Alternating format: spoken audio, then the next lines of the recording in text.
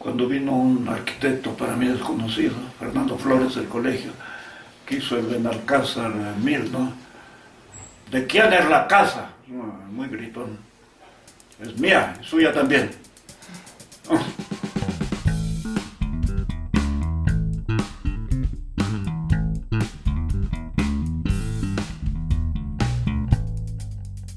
La Parleta. ¡Buena! Pero bien, les habíamos Muy prometido bien. una intro profesional. Ahí está. La intro Ahí está. profesional. Para que vean que somos gente de palabra. Esa fue la introducción nada más y nada menos que por Jackson Sound System, también conocido como Pablo Silva, uno de los integrantes de nuestra OFI que se dedica a la música. Tiene una bandita que se llama Charles White, así que peguen oreja por ahí. Carlos Blanco para los panes. Carlos Blanco para el spa. Como el futbolista mexicano de algún lado era. Pero bueno. ¿Qué más, panas? ¿Cómo les va? Bienvenidos a La Parleta. Bienvenidos todos a la Parleta. Seguimos en cuarentena, así que como pueden oír seguramente seguimos haciendo esto a distancia. Pero estuvo bien anterior, ¿no? Estuvo bien, no hubo mayor complicación. No hubieron quejas. No hubieron quejas de nadie, por suerte. Que es lo importante, sí. Bueno, antes de empezar, como ya hicimos la vez anterior, solamente una especie de fe de ratas de una cosa que dijimos en el episodio anterior. Una imprecisión ligera, porque si es que les pareció raro que 20 estudiantes hayan construido una casa barrial, efectivamente tienen razón. La única forma de que eso fue posible fue porque dentro de la comunidad con la que trabajaban los estudiantes habían varios carpinteros, varios maestros, varias gente que sabía soldar, que soldó Es cosas del decir, oleoducto. profesionales, digamos. Era un trabajo hecho con profesionales Exactamente. también. Así que valía la pena aclarar eso. Exactamente. Eh, Eso. ¿Qué más? ¿Qué más tenemos que hacer antes de empezar con el tema de hoy? Nada, nuevamente agradecer a nuestro único y siempre presente, aunque estos momentos no es posible, auspiciante oficial, cervecería itinerante, la cerveza By Luchito, que desgraciadamente ahorita nos conformamos con una agüita de panela porque Lucho naturalmente no nos puede así llegar sus bielas, pero cada día estamos ahorrando más bielita para algún Exactamente. momento cobrarle a Lucho. Nos comunicó que, claro, nos va debiendo y entonces cuando salgamos de esta cuarentena vamos a tener cerveza por montones. Eso. Muy bien. Muy bien, bienvenidos al episodio 3. Vamos a tocar un tema muy bonito el día de hoy, muy bonito que precisamente nació como casi todo lo que pasa en la parleta de una forma espontánea, ¿no? Mucha gente nos dijo, wow, ustedes están usando un montón de frases y siempre le recuerdan y siempre citan al Francisco Ursúa. Entonces, hoy decidimos hacer un episodio en el que vamos a decir quién fue el Francisco Ursúa. Sí, exacto. Vamos a dedicarle este episodio a Francisco, que, bueno, falleció hace un par de años, pero que está siempre en nuestros corazones. Entonces este episodio es dedicado para él. Y para los que no le conocieron, los que no saben quién es, vamos a empezar contándoles un poco quién fue, como datos generales. Luego pasaremos de una parte un poco más personal a contarles quién fue él en nuestras vidas. Y luego haremos una especie de conclusión al final de la vida del Francisco.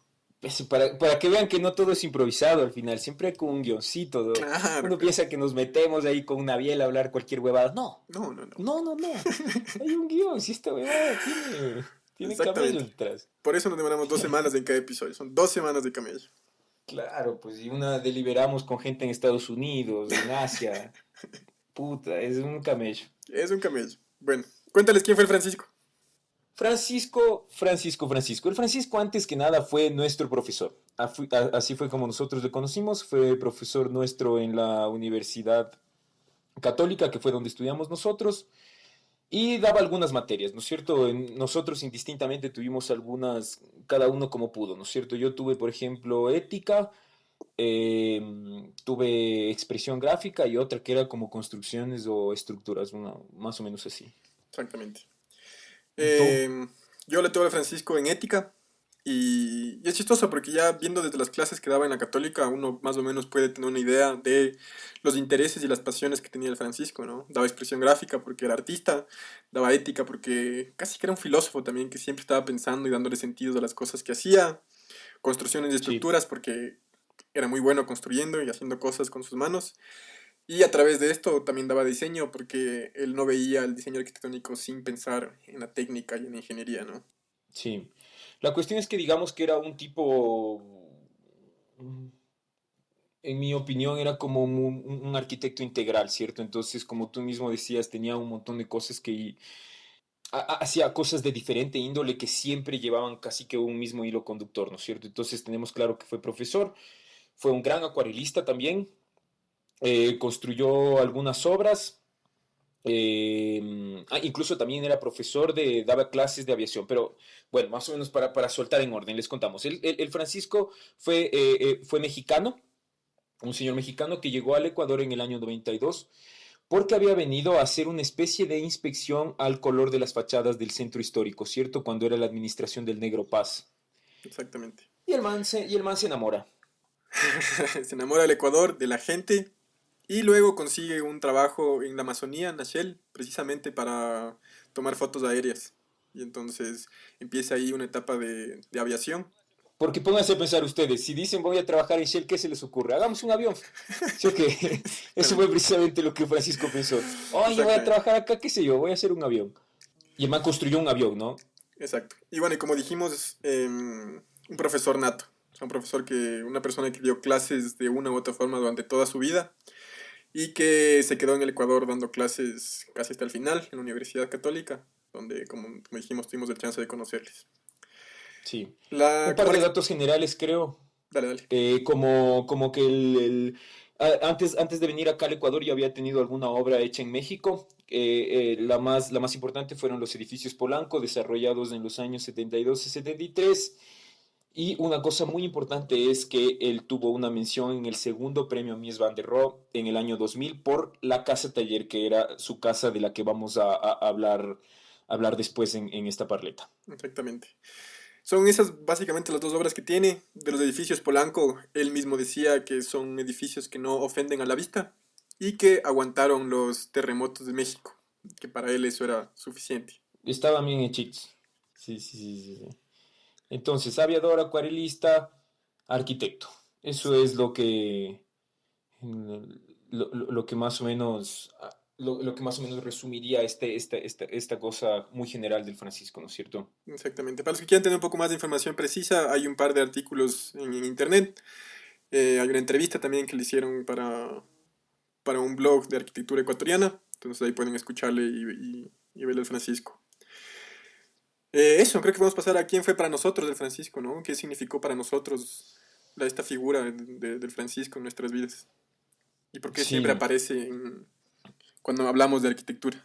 sí, en realidad apareció, nosotros usamos, siempre fue el Francisco la primera inspiración porque él tenía una frase que decía siempre que el juego es una cosa muy seria y nosotros usamos siempre desde el primer episodio porque más o menos era lo que nos inspiraba a nosotros a empezar a hacer este podcast, ¿no? Como un juego de forma seria.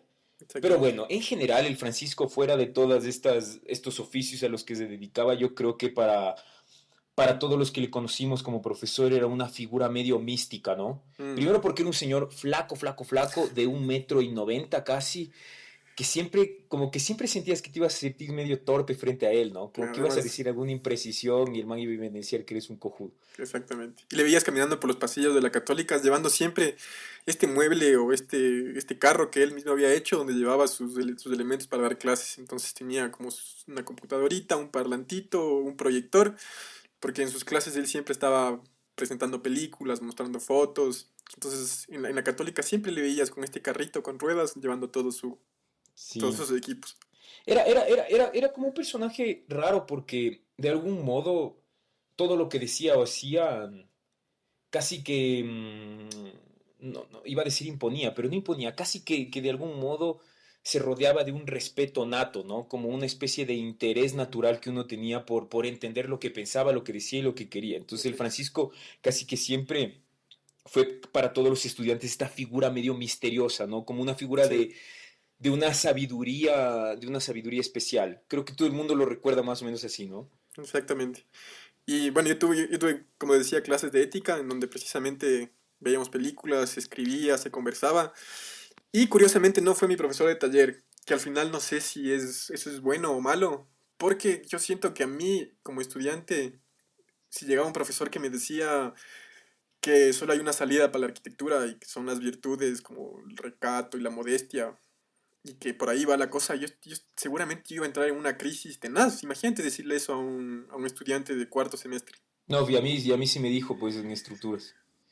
O sea, yo un día fui a la casa y en uno de los momentos de esta casa taller que tenía el Francisco, había diseñado una piscina que era usada para temas de ejercicio de él, ¿no? Entonces era una especie de Mm, corredor largo como una piscina y tenía una cubiertita a dos aguas, pero que curiosamente tenía con los perfiles metálicos, me parece que así se formaba un rombo, ¿no es cierto?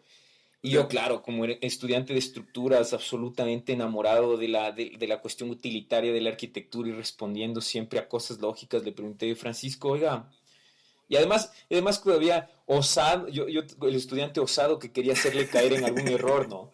Como Francisco, ¿y por qué aquí tiene forma de rombo? Y el Francisco me respondió esa vez como me respondería a muchas preguntas, como me dice, porque el diablo me dijo. ¿Cachas? Claro, y como ¿Qué estudiante, ¿qué respondes a dices a eso? eso? ¿Qué dices a esa Claro, respuesta? Claro, ya. No sé, ¿y cómo hace para que le hable el diablo, vea? O sea, claro.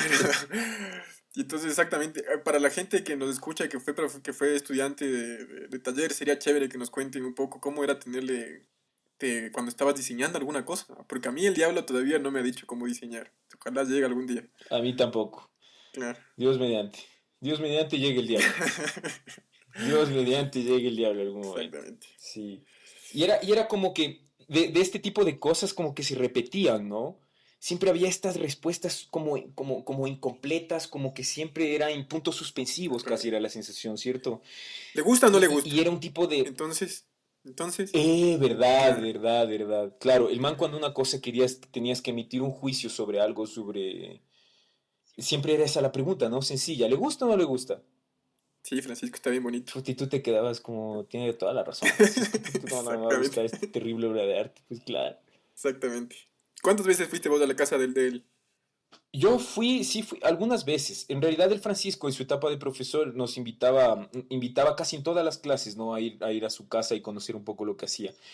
Y creo que era chévere porque nuevamente te daba esta sensación de siempre estar en constante aprendizaje y no solo por lo que decía, ¿no? Sino también por, por, por la manera en que trataba a los estudiantes. A mí una cosa que también me parece muy bonita es que cuando íbamos a visitar su casa, siempre Francisco tenía preparado una limonada y un jugo de naranjilla con unos bizcochines para los estudiantes. Ahora, cualquiera de nosotros se está imaginando la jarra pica de plástico con una limonada infame, por ahí vasito plástico. No, el Francisco en ese sentido era una persona como muy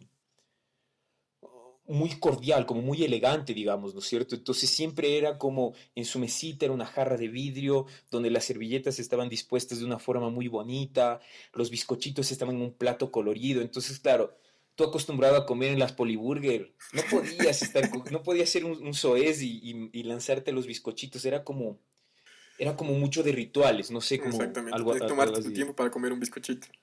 tomarte tu tiempo para comer el bizcochito.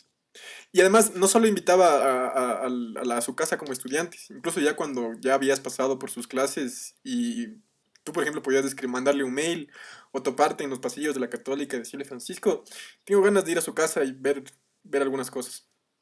Como que la casa siempre estaba abierta, o sea, la puerta del Francisco siempre Sí, estaba abierta.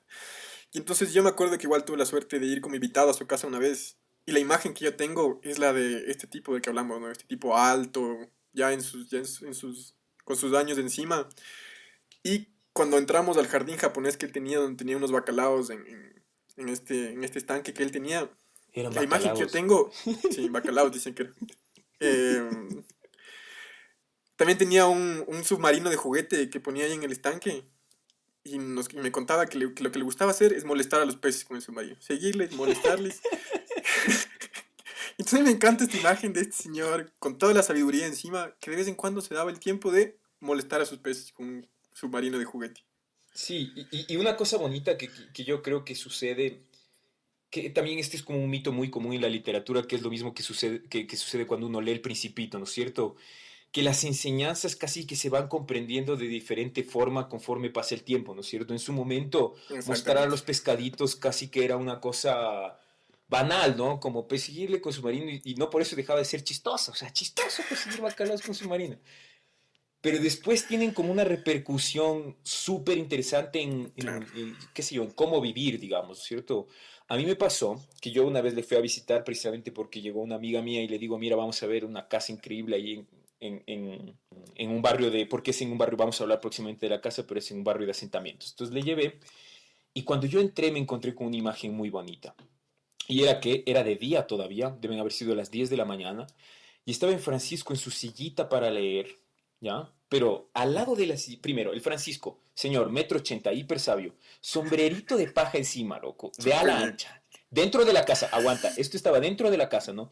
Sombrerito de ala ancha de paja, loco. En la mesita estaba otro libro más, no había 3, ni 4, ni 8, 2 libros, Dos el que libros. tenía en la mano y otro libro al lado, una copita de vino chiquita y una velita. Una En la velita, mañana. 10 de la mañana, señoras y señores, ¿ya? Piensen esto, yo cada vez que estoy leyendo como un maldito rufián en mi mueble con la pierna y partiendo la espalda, digo, ¿qué diría el Francisco? ¿Qué dirá el Francisco desde los cielos de mí, Dios mío? Entonces, claro, en ese momento no entendía nada y me daba miedo, ¿no? Un poco como, chuta, ¿qué será este señor?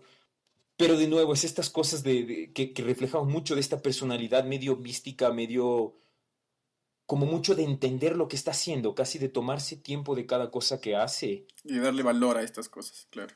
y, ajá, y darle valor a estos rituales, ¿cierto? Entonces yo recuerdo que el Francisco no es que cerró el libro donde leo la Gandhi y votó como uno, ¿no es cierto? Entonces yo me acuerdo que el man puso el señalador en la hoja, le cerró con cuidado, puso el libro encima del otro, apagó la vela y ahí me fue a ver.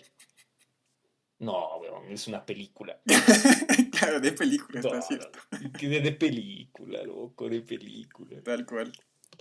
Que es bonito que a mí me parecía como esta imagen, este personaje del Francisco precisamente se construye en todos, desde estas anécdotas que de una manera golpearon a unos de una forma y otros de otra forma, ¿no es cierto? O sea, Mm, mm, exactamente. Pero claro, yo no conozco a nadie que no tenga esta como reverencia o este respeto al Francisco. Incluso gente que diseñaba de otra forma, que pensaba la arquitectura de otra forma. Al Francisco siempre había este halo de... Sí, respeto, exactamente. Porque como vos decías, todo lo que él decía venía o daba la impresión de que ya él lo había pensado, lo había procesado sí, y venían de experiencias de él que al final lo habían marcado. O sea, al final él cuenta también que dejó a su familia en México y que para él venir al Ecuador fue súper duro, eh, porque su familia se quedó allá y tal.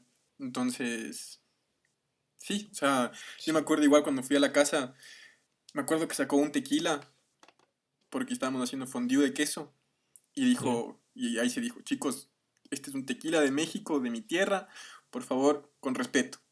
Claro, Y se pues ya. notaba entonces esa nostalgia con su país, con su tierra, con sus cosas.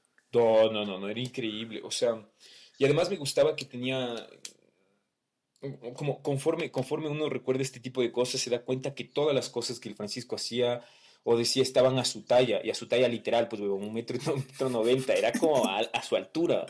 O sea, tipo, Exactamente. también fue como, era alguien muy sugerente en todo lo que decía y hacía, pero eso no significa que haya sido tibio en su forma de pensar.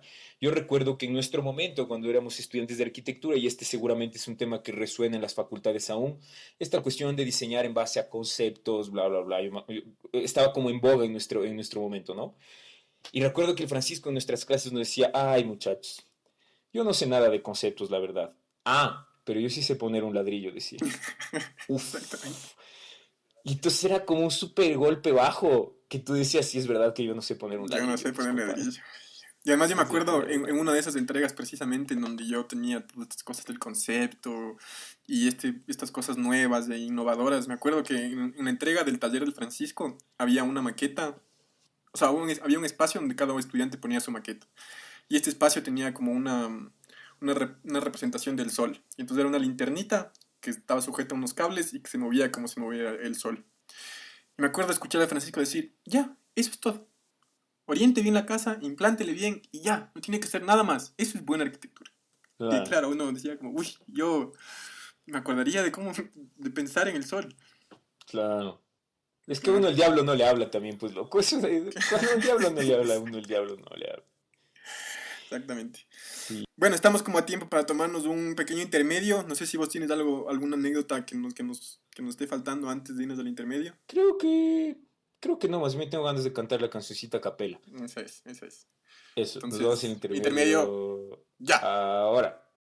Chan, chan, chanarara, chan, chanarara, chan, chan, chanarara. La La Parleta Parleta. sin Jackson. ¡Ey! Nosotros sabíamos que iban ustedes a extrañar la canción, entonces no les íbamos a privar de... No les vamos a privar de estos pequeños placeres que si algo causa este podcast, pues no, hay que hacerlo. Exactamente, hay que hacerlo. No importa qué tan bueno sea Jackson. No importa qué tan bueno llegues a ser, Jackson. Seguiremos Exactamente. haciendo a capela, Seguiremos no hay haciendo a duda. capela. No hay duda. Muy bien. Bueno, entonces, como les contábamos, casi que ya se pueden hacer una idea de cómo era este personaje, ¿no es cierto? Que se construyó de muchas anécdotas. O sea, nosotros tenemos un montón más como enseñanzas muy concretas que construían este personaje del Francisco. Como las casas son barcos grandes, decía el man. Y que los barcos son casas chiquitas. Que el que diseña un barco, el man ya es arquitecto. Yo no sé por qué no he diseñado un barco, Yo tampoco pero he diseñado yo un le creo barco. al Francisco. Ojalá algún día. Ojalá algún día. Si alguien que diseña barcos esté escuchando esto, por favor, denos su testimonio, sea malito. Oiga, sí, panas, yo me dedico a diseñar barcos. Qué increíble que estés oyendo esto, compadre. Por favor, dinos qué tal. Exactamente. Muy bien. Muy bien, pero bueno, además de todas estas anécdotas, creo que nosotros queríamos darle un tiempo precisamente a hablar de la Casa Taller de Francisco, que creemos que es como no solo este lugar, no solo este objeto arquitectónico, sino como casi que este lugar simbólico donde se manifiestan todas estas cosas que era el Francisco, Sí. ¿no? Esta cuestión, esta sabiduría, esta cosa de ser profesor, del artista, todo estaba bien metido en esta casa, ¿no? Sí, sí. O sea, en cómo se construyó, por ejemplo, está clara la forma que el Francisco tenía de ver la arquitectura. Esta forma de pensar la arquitectura unida a la técnica y unida a la ingeniería. Él decía que un arquitecto debería ser capaz de calcular sus propias estructuras para entender cómo funciona el material, para entender cómo funcionan los sistemas constructivos. Y decía que el arquitecto debería estar siempre en obra, que el arquitecto debería saber cómo construir. Y entonces todas esas reflexiones se ven siempre un poco en la casa, ¿no? Él además hizo muchas cosas con sus propias manos. Eh, Hablando un poco de lo que hablábamos en el episodio anterior. Una persona que ponía las manos dentro de la obra y que precisamente por eso adquirió mucha destreza y adquirió mucho conocimiento que se ve reflejado en los detalles y en digamos, en la casa en general, ¿no? Luego en cómo el man la vivía también está claro en las cosas que el man creía, las cosas que el man le daba importancia. Y lo que decíamos, que al final como siempre estuvo abierta y como siempre estaba disponible para quien quisiera ir, también habla de esta vocación de profesor que tenía el Francisco, ¿no? Entonces Sí, sí, todo eso estaba como en la casa. sí. Como siempre, información técnica de la casa creo que podrían conseguirla fácilmente porque fue, como les habíamos dicho, tuvo una mención en el segundo premio Miss Van der Rohe del año 2000. Como en términos generales es una casa que está ubicada en La Primavera, que es un barrio de asentamiento en el occidente de Quito. Para que más o menos se ubiquen los anilletes, si cachan Rumiloma, ya, bajas un chance. No subas hasta el Rumiloma, te quedas un chance atrás y ahí vas a ver una casa súper rara. ¿Ya? Y esta casa era la casa donde vivía el Francisco con su cuidador y donde tenía su taller. Más o menos haciéndolo la cosa muy, muy, muy corta y como muy casi dando los datos muy técnicos, ¿no? Sí, vale la pena decir que en ese taller el Francisco construyó un avión que vuela y a Sí, falta de una rampa o alguna cosa que... Porque además era un terreno complicado, ¿no? Y entonces sí. a falta de tener una calle ahí para poder sacar su avión, el Francisco lo que hizo es diseñar su taller para que se abra el techo completamente y sacar por ahí el avioncito que construyó y que volaba además. Sí, para todos los que nos escuchen y crean que estamos hablando una falacia y que no somos nada más que unos pérfidos mentirosos que hablan de ciencia ficción, esto es verdad. O sea, esta casa tenía una parte del taller donde literalmente se abría el techo para poder sacar el avión y ese avión voló. Ahora yo les pregunto, ¿ustedes en esta cuarentena qué hicieron? ¿Algo que vuele? Yo Yo me todavía no. pregunto, yo Yo no, todavía no. yo por mi parte no, yo por mi parte no. Pero cosas chéveres de esto es que igual dentro de estas cosas que el Francisco estaba explorando y construyendo, siempre estaba presente igual el tema de lujo. Y entonces, para subir al taller, ya cuando el Francisco tenía sus años y tenía que subir esta cuesta, el man dijo, voy a hacer un funicular. Y claro, uno se imagina un funicular como una cosa... Utilitaria, digamos. Uno se imagina una cuestión estrictamente utilitaria. Exactamente. El Francisco, además de hacerlo utilitario y además de que funcione, le hizo con 2 sillitas, con un cobertor que te cubra del sol y con un portabazo entre las 2 sillitas para que tú, mientras subes en el funicular viendo el paisaje desde allá arriba, de todo Quito, te puedas tomar un tecito, una limonada, lo que tú quieras. Y ahora, si eso no es poesía, yo ya no sé qué es. Exacto. Si eso ya no es la poesía misma, si eso no es el tuétano de la poesía, yo ya no sé qué puede ser, pues, weón. Exactamente, exactamente. Y creo que la casa tenía todo este aire, ¿no es cierto? Más allá de la descripción técnica que podamos hacer de la casa y que todos pueden ver, para mí al menos siempre me queda esta idea de que la casa realmente era una casa para ir con cuidado, ¿no? Una casa que se sentía que solo se podía vivir despacio, ¿no es cierto? Porque la casa, primero, estaba llena de obras de arte, entre ellas eran acuarelas que había hecho el Francisco, una de esas era a la Catedral de México, que él hizo una especie de levantamiento de la fachada en acuarela, creo, no estoy seguro si es acuarela, bueno. Tenía un montón de juguetes por todas partes, libros, eh, y además era como una casa, casi que era rara la construcción, era como muy espontánea, tenía Sí, casi que en las ventanas unos quiebrasoles de madera súper raros. claro, la ducha al jardín. Oh, esa ducha es una locura. Piensen Claro. esto, la ducha, el agua que cae de la ducha sale hacia la parte de fuera del jardín y alimenta el agua a un helecho que crece fecundo como nunca. Segundo poema Segundo de la poema que sesión, Dios encontramos, mío. sí. Y Y imagínate el camarote, ¿sí o no? eso iba a decir, justo. Sí, o sea, el camarote, lo interesante era que el camarote no era un cuarto, ¿no? No era una habitación, sino era Sí, una especie de objeto cerrado dentro de una habitación donde solo estaba la cama. Y entonces era como la memoria de toda esta cuestión que siempre se refleja, ¿no? El tema de los barcos, del espacio mínimo y tal. Anécdota curiosa, justo afuera del camarote, en la parte del piso, cuando todavía era el piso de madera, no sé si es el mismo ahora, la última vez que le visité sí estaba, había un huequito. Yo me acuerdo que le pregunté, Francisco, ¿y este huequito para qué es? Y me dice, para poner el revólver, me dijo. Una de las cosas que yo nunca podré comprender, ¿será verdad? ¿No será verdad? era Era una chiste, no era metáfora de mi chiste. vida. Nadie sabe, nadie sabe. Claro. Igual, otra cosa interesante, el Francisco tenía cámaras, por ejemplo. Tenía un sistema de cámaras en la parte de afuera de su casa que no servía. Y él te lo decía desde el principio. Era para... Creo que respondía, cuando tú le preguntabas de las cámaras, él te respondía, es para los que preguntan mucho. Y naturalmente te daba vergüenza y te quedabas callado. Yo pensé que hablabas de las cámaras de fotos, porque además, fotógrafo era además. O sea, igual otra anécdota es Jesús. cuando le propusieron que publique la casa. Francisco dijo, bueno, con una condición, que yo tomo las fotos, porque aquí no saben. Qué bien.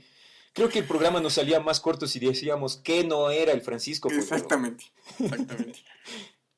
Pero creo que es un poco retratar estas cositas. Es muy interesante cómo el juego está presente en la casa también, ¿no? Mm, Aparte de tener estos juguetes, o sea, el hecho de darte, como, qué sé yo, gastar tu dinero, recursos y todo para poner unas cámaras que nos sirvan solo para hacer una broma, me parece brutal, me parece hermoso, me parece como algo muy, lindo, muy claro. lindo, ¿no?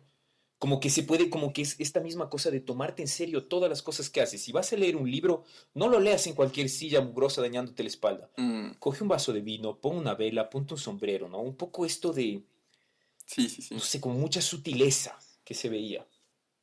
Y esta sutileza presente además en varias transformaciones de la casa, porque la casa siempre estaba en constante transformación. Al final, como vos decías, o sea, siempre estuvo llena de arte, de los cuadros del Francisco, pero luego ya al final el Francisco transformó su casa en una galería de arte abierta al público que pasaba por ahí.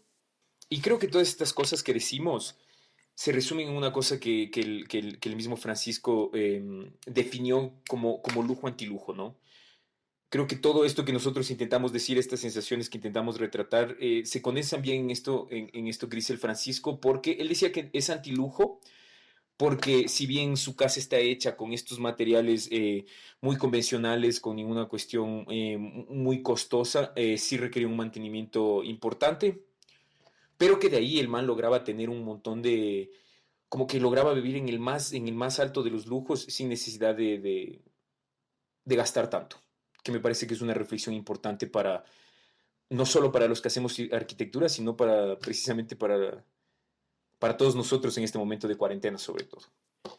Y eso, o sea, en fin, podríamos seguir hablando, hay como 10.000 anécdotas del Francisco, esperemos que eventualmente sea posible en algún momento que para las personas que nos escuchan y tienen curiosidad y están en Quito, están cerca, que en algún momento puedan ir a ver la casa, sería súper, súper bonito. Sí, sí, si no la conocen, realmente vale la pena conocerla. Sí, no nos alcanzaría nunca el tiempo para describir todo este respeto, este cariño que tuvimos a la figura que fue el Francisco y a toda su obra, ¿no? Al final. Sí, y como decíamos, a nosotros nos parece, tenemos mucho cariño a este personaje de Francisco y sabemos además que mucha gente que le conoció tiene este mismo cariño y nos parecería muy bonito que esa gente nos ayude a seguir construyendo este personaje para la gente que no tuvo la oportunidad de conocerlo. Y entonces nos parecía interesante que se animen y nos manden ustedes unas anécdotas o fotos si es que tienen de la casa que tomaron ustedes.